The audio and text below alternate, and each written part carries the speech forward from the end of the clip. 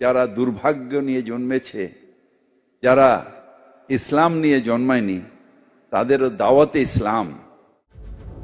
সম্প্রতি এক ধর্মীয় অনুষ্ঠান থেকে এমনই বিতর্কিত মন্তব্য করেছিলেন রাজ্যের পুর ও নগরোন্নয়ন মন্ত্রী তথা কলকাতার মেয়র ফিরহাদ হাকিম। তার ওই বিতর্কিত মন্তব্যে নিন্দার ঝড় বয়ে যায় রাজ্য রাজনীতিতে। বিষয়টি নিয়ে ইতিমধ্যেই সুর চড়িয়েছে বিরোধীরা।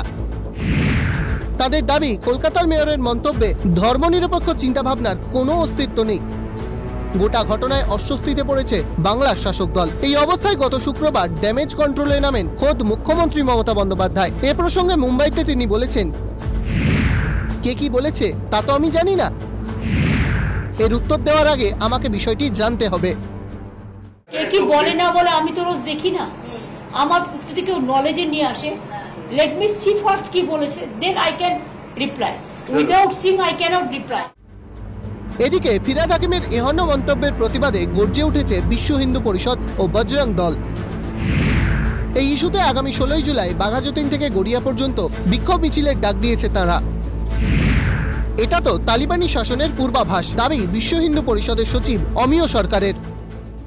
ধর্মান্তরণ বিরোধীদের তো আইন আছে, জোর করে কেউ কাউকে ধর্মান্তরণ করতে পারে না। তো মানে তালিবানি শাসনের পূর্বাভাস একটা। বাংলাদেশে হচ্ছে, পাকিস্তানে হচ্ছে, আফগানিস্তানে হচ্ছে। এর আগে এরকম বক্তব্য রেখেছেন যে আমি মিনি পাকিস্তান তৈরি করছি, আমার এলাকা সব মিনি পাকিস্তান। জন্য প্রতিবাদ তো নিশ্চয়ই আছে। আশ্চর্য যে প্রশাসনও চুপচাপ আছে বেআইনি কথা বললে পরে। একই সুর বিশ্ব হিন্দু পরিষদের মুখপাত্র বিনোদ বানসালের গলায়। তার দাবি, বাংলাতে ধর্মান্তকরণ বিরোধী কড়া আইন লাগু করা দরকার।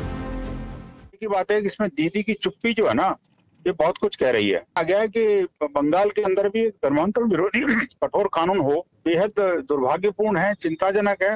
और दीदी को कम से कम हिंदू समाज के हितों का भी चिंता करना चाहिए कभी कभार तो।